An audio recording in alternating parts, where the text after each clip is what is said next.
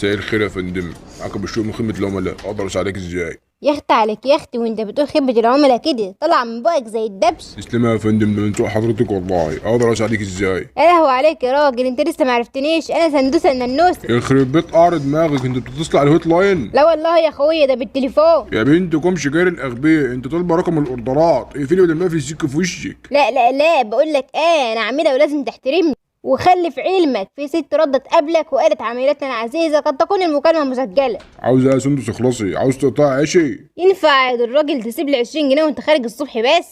اوعي تكون صرفتها كلها، انا ارجع اخد الباقي مني. ما نجيلكش في باقي، وهي ال 20 جنيه تعمل ايه يا ابن الكوميديا؟ ده ما تجيبش كيلو رز. طب اقفلي دلوقتي وكلميني على تليفوني، مش عايز اترفد، انا لسه مستلم شغلك ده. طب ما انا برن عليك من تليفونك وما بتردش، لازم الجا للخيارات الصعبة. طب اما اروح بس اشوف الموضوع ده معاك، يلا اقفلي دلوقتي. وانا لسه هستناك لما تروح، حولنا على قسم الشكاوي. يا شوقي، اول يوم ليك معانا، مبسوط في الشغل والدنيا تمام ولا ايه؟ وشكله هيبقى اخر يوم، اقسم بالله اقدر.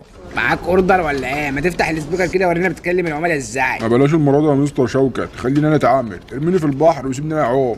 يا جدع افتح ما تخافش، انا عايز بس اطمن ان انا شغلت الموظف المناسب. ايوه يا فندم، معلش حضرتك قلت لي عاوز البيتزا فراخ ولا لحمه؟ احلف بالله هتجيب بيتزا وانت جاي، هات الاتنين بقى، هات فراخ وهات لحمه. الله يخرب بيت ابوك، ده البيتزا بمرتب اسبوع. ها يا شوقي، اسالها تحبها محشيه الاطراف ولا لا؟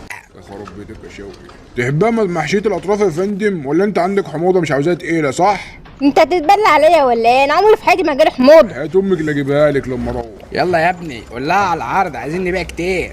انا في عرضك يا مدير، كفايه كده